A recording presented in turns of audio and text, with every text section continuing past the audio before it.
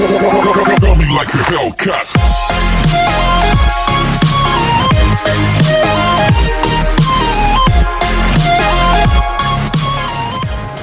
Hi student, welcome back to Zen tutorial. Those who have not subscribed my channel, please subscribe, like and share with your friends.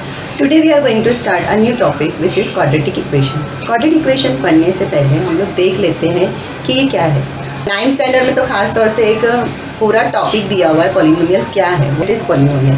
तो मैंने आप लोगों के लिए एक recall यहाँ पे पूरा तैयार करके रखा है, रेडी करके रखा है कि हम लोग पॉलिनोमियल को based on degree and based on term समझ लेते हैं. वैसे हमारा टॉपिक पॉलिनोमियल नहीं है, हमारा टॉपिक क्वाड्रेटिक है, लेकिन पॉलिनोमियल को किस तरीके से degree wise term wise divide किया गया है, अगर वो बेसिक हमारा कॉन्सेप्ट अच्छा रहेगा तो फिर हम लोग और अच्छे से उसको समझ सकेंगे. ठीक है, तो हम लोग देखते हैं कि पॉलिनोमियल को बेस्ड ऑन टर्म्स कैसे आइडेंटिफाई कर सकते हैं. बेस्ड ऑन टर्म्स यानी अगर किसी पॉलिनोमियल में कोई भी इक्वेशन अगर इस फॉर्म में लिखी हुई रहेगी तो पॉलिनोमियल ही कहलाती है. वो एक बड़ा सा एक नेम है वो पॉलिनोमियल, उसकी फिर एक अलग अलग डिवाइड किया गया उसको मोनोमियल में, बाइनोमियल में एंड ट्राइनोमियल में. ये टर्म्स वाइज डिवीज़न है. उसके बाद में उसको डिग्री वाइज डिवाइड किया गया कि what is linear, what is quadratic and what is cubic. तो हम लोग पॉलिनोमियल को पहले अच्छे से समझ लेते हैं कि बेस्ड ऑन टर्म्स क्या है एंड बेस्ड ऑन डिग्री क्या है. तो पॉलिनोमियल के अंदर जब टर्म्स की बात आती है तो किसी भी पॉलिनोमियल के अंदर अगर एक सिंगल टर्म होती है तो वो मोनोमियल कहलाएगा. जैसे कि सिर्फ अगर मैं 2x को देखती हूँ, 5, ये एक सिंगल टर्म है, इसके साथ में प्लस माइनस करके कोई और एक टर्म ऐड की भी नहीं है, सो इट इज़ मोनोमियल. उसके बाद देखो ये x² प्लस x, ये एक दो टर्म्स के साथ है, x² और x, ये दो अलग अलग टर्म है, तो ये बाइनोमियल है. अगर सिर्फ x² की बात होती तो ये मोनोमियल होता, सिर्फ x की बात होती तो ये मोनोमियल होता. x² प्लस x ये एक बाइनोमियल है, दो टर्म्स के साथ है. फिर m² माइनस 3m, ये भी दो टर्म्स के साथ है, इसलिए ये क्या है, बाइनोमियल. ट्राइनोमियल में 3 टर्म्स होती हैं. 3 टर्म्स मतलब देखो 1/2y², ये एक पूरी एक सिंगल टर्म है. फिर ये -2y, ये एक अलग टर्म है. फिर +5, ये एक अलग टर्म. इन सब के बीच में साइन दी हुई है, इसलिए ये एक टर्म है, ये एक टर्म है और ये एक टर्म है. तो ये हो गई 3 टर्म्स बेस्ड पॉलिनोमियल, इसलिए ये कहलाती है ट्राइनोमियल. ये दो अलग अलग एग्जाम्पल, ये भी एक एग्जाम्पल है. x³ एक सिंगल टर्म है, फिर -√3x² भी एक टर्म है, फिर +5x एक टर्म है. तो इस तरीके से ये 3 टर्म्स पर बेस्ड हो गई पॉलिनोमियल. इसलिए ये दोनों एग्जाम्पल्स जो दिए हुए हैं ट्राइनोमियल है जिसके अंदर 3 टर्म्स है. ये हम लोगों ने टर्म्स के बेस पर पॉलिनोमियल को किस तरीके से आइडेंटिफाई कर सकते हैं ये हमने देखा. अब हम लोग देखते हैं कि पॉलिनोमियल को डिग्री पे किस तरीके से समझेंगे. Degree means what, power. हम लोग ये 7th स्टैंडर्ड में, 8th स्टैंडर्ड में, ख़ास तौर से 9th स्टैंडर्ड में पढ़े थे कि अगर x है मतलब ये सिर्फ x है. अगर मैंने x² लिखा तो इसको मैं इस तरीके से एक्सप्लेन करूँगी. x² मतलब x⁻², यानी x कितनी बार आ रहा है, 2 टाइम्स आ रहा है. तो ये जो है ये पावर कहलाता है. ये x⁻², यानी ये x कितनी टाइम आ रहा है, 2 टाइम आ रहा है. तो उसी तरीके से यहाँ पे देखो 3x - 1 और 7y, इसके ऊपर कोई पावर नहीं है. मतलब जब कोई पावर नहीं है मतलब वो 1 है, तो उसकी डिग्री क्या है, 1 है. उसकी डिग्री 1 है. तो जिस पॉलिनोमियल की डिग्री 1 होती है उसे लीनियर पॉलिनोमियल. क्लियर. अब आते हैं हम लोग सेकेंड एग्जाम्पल पे. देखो ये वाले एग्जाम्पल देखो, 2y² y² जो वेरिएबल है उसका अगर पावर देखें तो उसका पावर 2 है. फिर उसके अंदर y² प्लस y प्लस 1, कोई भी पूरे पॉलिनोमियल में अगर किसी एक का भी पावर 2 है तो वो पूरी पॉलिनोमियल कहलाती है क्वाड्रेटिक. क्या कहलाती है, क्वाड्रेटिक. हाईएस्ट डिग्री है ना इसकी, हाईएस्ट डिग्री पूरी ये जो है ये पूरी पॉलिनोमियल, इसकी हाईएस्ट डिग्री क्या है, 2 है, तो ये कहलाएगी क्वाड्रेटिक. क्वाड्रेटिक का मतलब होता है कि पूरी पॉलिनोमियल के अंदर कोई एक वेरिएबल पर पावर 2 होगा, तो ये 2 जो है उस वेरिएबल के साथ पावर 2 है. ये समझ में आया, डिग्री 2. अब देखते हैं क्यूबिक. क्यूबिक किसे कहते हैं. अभी ये वाली पॉलिनोमियल को हम लोग पढ़ के देखते हैं. mx³ plus x² plus 2x plus √3. अब इन सब पूरी पॉलिनोमियल में हम लोग देखेंगे तो सबसे हाईएस्ट डिग्री जो है वो x पावर 3 है। पूरे इसमें हाईएस्ट डिग्री, पूरी पोलिनोमियल में अगर हम हाईएस्ट डिग्री देखते हैं तो वो पावर 3 है। तो पूरी पोलिनोमियल में अगर हाईएस्ट डिग्री 3 पावर की होती है तो उस पोलिनोमियल को कहते हैं क्यूबिक पोलिनोमियल। यहाँ पे एक और एग्जांपल दिया हुआ m माइनस m पावर 3 यानी m क्यूब यानी किसी भी नंबर्स को 3 टाइम्स लिखना, 3 टाइम्स लिख के मल्टीप्लाई करना। तो ये m पावर 3 मीन्स इसको मैं कैसे लिखूंगी, m इंटू m, तो ये m क्यूब हुआ। तो क्यूबिक पॉलिनोमियल। आई थिंक आपको समझ में आया होगा कि किस तरीके से हम लोग पॉलिनोमियल को बेस्ड ऑन टर्म्स आइडेंटिफाई करेंगे और बेस्ड ऑन डिग्री आइडेंटिफाई करेंगे। तो जब भी पॉलिनोमियल के अंदर कोई एक वेरिएबल की हाईएस्ट डिग्री, किसी एक वेरिएबल की हाईएस्ट डिग्री पावर 2 होगी तो वो कहलाएगी क्वाड्रेटिक पॉलिनोमियल। ठीक है, हम लोग स्टार्ट करते हैं। हमारा लेसन के अंदर दी हुई एक्टिविटी देखते हैं। टेक्स्ट बुक में पेज नंबर 30 पर एक एक्टिविटी दी हुई है जो मैंने यहाँ पे ब्लैक बोर्ड पे आपके लिए कॉपी करके रखा है। ये सारी पॉलिनोमियल्स दी हुई है। इस पॉलिनोमियल को आप लोगों को इस बॉक्स में फिट करना है। मतलब कौन सी पॉलिनोमियल क्वाड्रेटिक में जाएगी और कौन सी पॉलिनोमियल लीनियर में जाएगी। अभी हम लोगों ने हमने पढ़ा कि लीनियर मतलब किसी भी वेरिएबल का पावर 1, पावर मैंने बताया था आपको कि डिग्री कितनी होती है, उसका पावर कितना होता है, वो कितनी बार मल्टीप्लाई होता है। तो यहाँ पर हमको सबका पावर 1 दिख रहा है, 5x + 9, तो ये क्या है, लीनियर है। 3x - 7 भी क्या है, लीनियर है। तो ये दो पॉलिनोमियल्स किधर जाएगी, लीनियर में। उसके बाद देखो x² - 3x - 5, ये पूरी पॉलिनोमियल में ये जो x के साथ जो हाईएस्ट डिग्री जो है वो 2 है। और जब किसी भी पॉलिनोमियल में हाईएस्ट डिग्री 2 होती है तो वो क्या होती है, क्वाड्रेटिक पॉलिनोमियल होती है। तो x² - 3x - 5 इधर आएगी, 3x² - 5x और 5x² भी क्या है, ये क्वाड्रेटिक पॉलिनोमियल। तो बस आपको इस तरह फिट करना है कि 5x + 9 ये लीनियर पॉलिनोमियल है और साथ ही साथ 3x - 7 ये भी एक लीनियर पॉलिनोमियल। उसके बाद क्या क्या है, x² - 3x - 5 ये क्वाड्रेटिक है। फिर 3x² - 5x ये भी क्वाड्रेटिक है और 5x² ये भी क्वाड्रेटिक है। आई होप आपको समझ में आया होगा कि किस तरीके से लीनियर पॉलिनोमियल और क्वाड्रेटिक पॉलिनोमियल को आइडेंटिफाई किया जा सकता है। पेज नंबर 31 पर एक और एक्टिविटी दी हुई है, हम लोग वो सॉल्व कर लेते हैं। एक्टिविटी में लिखा हुआ है x² + 3x - 5 ये एक पॉलिनोमियल है, 3x² - 5x ये एक और पॉलिनोमियल है और 5x² ये एक और। इस तरीके से 3 पॉलिनोमियल आपको दी हुई है। इसके अंदर आपसे क्या पूछा है, write the polynomials in the index form, observe the coefficient and fill in the box. तो इसको देखो स्टैंडर्ड फॉर्म में लिखा हुआ है। स्टैंडर्ड फॉर्म यानी उसको एक ऑर्डर में लिखा हुआ है, यानी सबसे पहले पावर 2, फिर पावर 1 और फिर पावर कुछ भी नहीं, यानी यहाँ पे वेरिएबल है ही नहीं। फिर उसके बाद में 3x², देखो इसको लिखा हुआ है 3x² - 5x और कांस्टेंट टर्म नहीं है तो कांस्टेंट टर्म क्या है, 0 है। अब ये थर्ड वाली जो पॉलिनोमियल है उसको स्टैंडर्ड फॉर्म में कैसा लिखा हुआ है, 5x²। x² के बाद क्या आना चाहिए, एक x आना चाहिए और प्लस c यानी कांस्टेंट नंबर। तो पावर 1 में नहीं है तो +0x + 0, ये हो गया स्टैंडर्ड फॉर्म। अब उसके बाद हमको क्या पूछा है, कोएफिशिएंट ऑफ x² के साथ कोएफिशिएंट्स क्या है। तो यहाँ पे x² के साथ क्या है, 1 है। इस पॉलिनोमियल में x² के साथ क्या है, 3। इस पॉलिनोमियल में x² के साथ कोएफिशिएंट क्या है, 5 है। समझ में आया। उसके बाद में कोएफिशिएंट ऑफ x पूछा है, x के साथ कौन से कोएफिशिएंट है। ये पहले वाले में हम लोग ने x² के साथ कौन से कोएफिशिएंट्स थे, ये x² के साथ कुछ नहीं था, ये 1 था। ये वाले x² के साथ 3 था, ये वाले x² के साथ 5 था। यहाँ पे कोएफिशिएंट ऑफ x पूछा है, यानी x के कोएफिशिएंट्स पूछा है। तो देखो पहली पॉलिनोमियल में x के साथ 3 है, सेकेंड पॉलिनोमियल में x के साथ -5 है एंड थर्ड में कुछ नहीं है, तो थर्ड में क्या है, 0 है। अब कोई कांस्टेंट टर्म पूछा है, क्या पूछा है आपसे, कांस्टेंट टर्म यानी जिसके साथ x वेरिएबल नहीं होता है। तो पहले वाले में क्या है, हमारे पास -5 है। ये वाली पॉलिनोमियल में कांस्टेंट टर्म क्या है, -5। इस पॉलिनोमियल में कांस्टेंट टर्म क्या है, 0 है। और इस पॉलिनोमियल में भी कांस्टेंट टर्म क्या है, 0 है। Here constant terms of second and third polynomial is 0। ये हो गई हमारी एक्टिविटी सेकेंड जो पेज नंबर 31 पे दी थी इसको हमने ख़त्म किया। अभी हम लोग देखते हैं नेक्स्ट एक्टिविटी।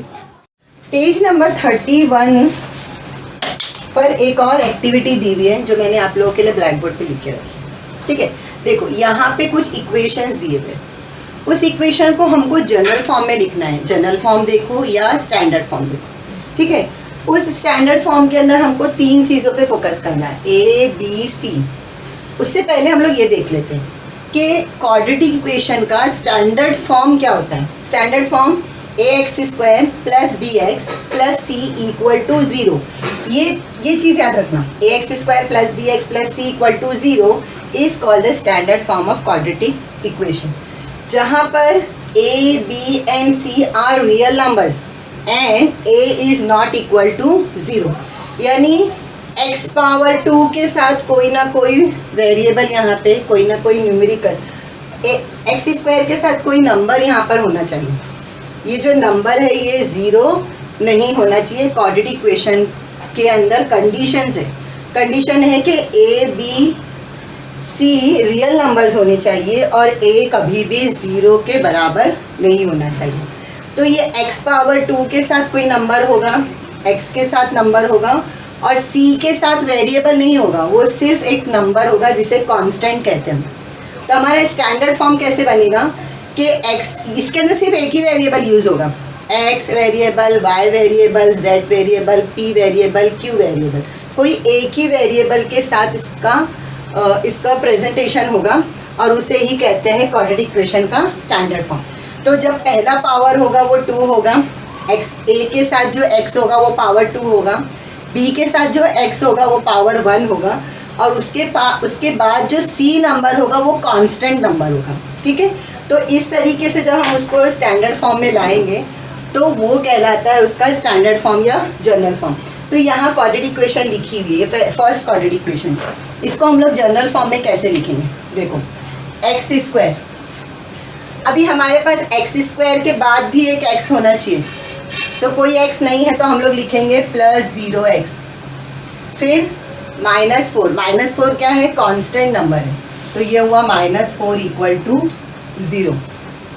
इसके अंदर a वेरिएबल क्या है, 1, a वेरिएबल के साथ जो नंबर है वो 1 है, b क्या है, 0 है और c क्या है, -4 है। समझ में आया? उसके बाद देखो y² = 2y - 7। हमारे स्टैंडर्ड फॉर्म क्या बताते हैं हमको, ax² + bx + c = 0। सारे के सारे हमारे जो पोलिनोमियल्स होंगे वो इक्वल के इस तरफ होंगे और इक्वल क्या होगा, इक्वल के उस तरफ 0 होगा।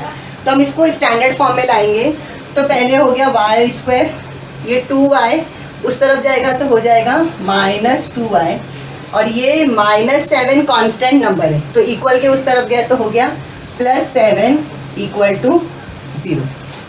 ये क्या बन गया हमारा स्टैंडर्ड फॉर्म या जनरल फॉर्म। तो यहाँ पे a क्या है हमारा 1 है, b क्या है हमारा -2 है और c क्या है 7। क्लियर? अभी थर्ड में देखते हैं हम लोग इसको स्टैंडर्ड फॉर्म में कैसे लाएंगे। x², ये ऑलरेडी स्टैंडर्ड फॉर्म में है, x² + 2x + 0 = 0। कांस्टेंट नंबर यहाँ पे 0 है, c हमारे पास नहीं है, ax² + bx + c, तो a हमारा क्या है यहाँ पे 1 और b क्या है 2 और c क्या है 0। ये हो गई हमारी एक्टिविटी जो पेज नंबर 31 पे दी हुई थी। आई होप कि आपको समझ में आई होगी कि किस तरीके से इसको जनरल फॉर्म में लाना है, फिर उसी में से हमको a b c को कैसे फाइंड करना। c जो होगा वो हमेशा कांस्टेंट नंबर होगा और हमारे क्वाड्रेटिक इक्वेशन का स्टैंडर्ड फॉर्म हमेशा ax² + bx + c = 0। यानी किसी एक वेरिएबल को लेके ये क्वाड्रेटिक इक्वेशन बनाई जाएगी। इसके अंदर 2 वेरिएबल्स नहीं होंगे, कोई एक ही वेरिएबल होगा और c जो होगा वो कांस्टेंट नंबर होगा और पहला पावर 2 होगा, उसके साथ x जो b के साथ जो x होगा वो रियल नंबर्स होना चाहिए और a is not equal to 0। Okay student, हम लोग करते हैं सॉल्व एग्जाम्पल। सॉल्व एग्जाम्पल में 4 क्वेश्चंस आप लोगों की टेक्स्ट बुक में दिए हुए, इसको किस तरीके से सॉल्व करेंगे वो आप लोग देख लीजिए। देखो यहाँ पे 3x² - 5x + 3 = 0, तो हम लोग लिखते हैं 3x² - 5x + 3 = 0 x is the only variable, x is the only variable. यहाँ पे कौन सा वेरिएबल यूज हुआ है? सिर्फ x वेरिएबल यूज हुआ है। x is the only variable and maximum power of the equation is 2 and maximum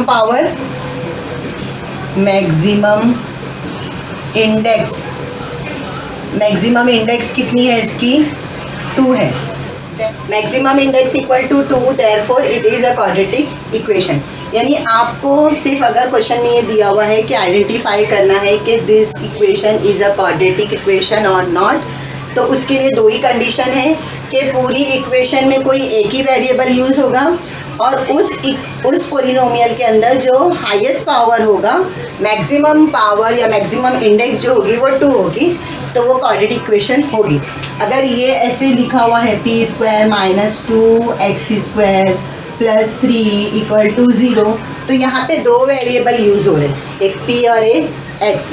तो ये इस तरीके की पोलिनोमियल कभी भी क्वाड्रेटिक पोलिनोमियल क्वाड्रेटिक इक्वेशन नहीं कहलाएगी।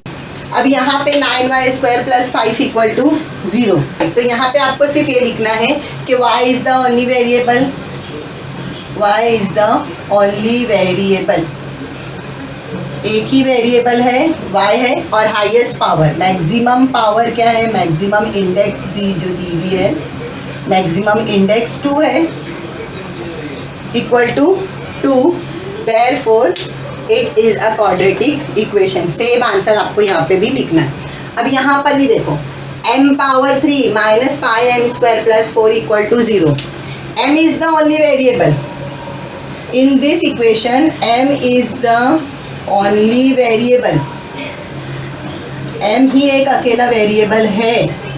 बट सेकेंड कंडीशन देखो, मैक्सिमम इंडेक्स जो है इसकी, मैक्सिमम इंडेक्स क्या है बताओ? मैक्सिमम इंडेक्स इसकी सबसे जो हाईएस्ट पावर है वो क्या है? 3 है, और अगर हाईएस्ट पावर 3 होता है तो वो क्यूबिक होता है, क्वाड्रेटिक नहीं होता है। तो maximum index is 3, therefore it is not a quadratic equation।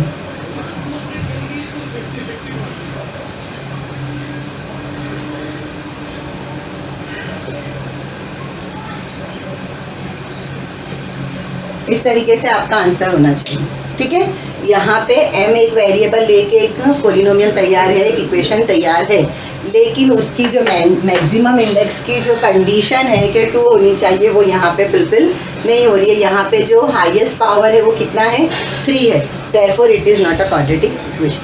अब इस तरीके से अगर क्वेश्चन आएगा तो कैसे हम आइडेंटिफाई कर पाएंगे कि ये क्वाड्रेटिक इक्वेशन है या नहीं है? तो इसको सॉल्व करते हैं, ठीक है। इसमें से पहला टर्म लेते हैं l, उसको l - 5 से सॉल्व करते हैं, फिर लेते हैं +2 और फिर से किए, फिर +2 को l - 5 से करेंगे तो हमको एक क्वाड्रेटिक फॉर्म मिलेगा। अगर वो क्वाड्रेटिक फॉर्म आता है, एक इक्वेशन, एक पोलिनोमियल तैयार होगा, अगर वो हमारी कंडीशंस पे आता है तो फिर हम लोग बताएंगे कि क्वाड्रेटिक इक्वेशन है और नहीं है। तो l से मल्टीप्लाई हुआ तो l² - 5l + 2l ± -5 2 = 10 = 0।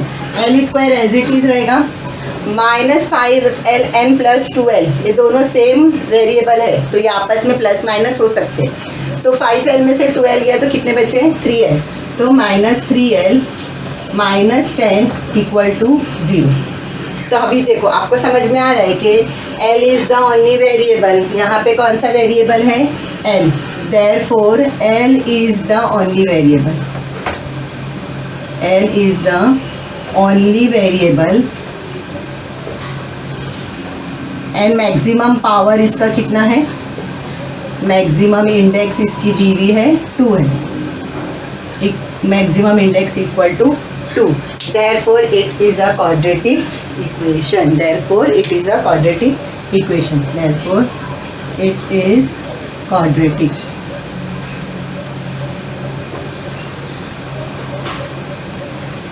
इस तरीके से आपको सॉल्व एग्जाम्पल करना था। उसके बाद हम लोग नेक्स्ट क्या दिया वो देखते हैं।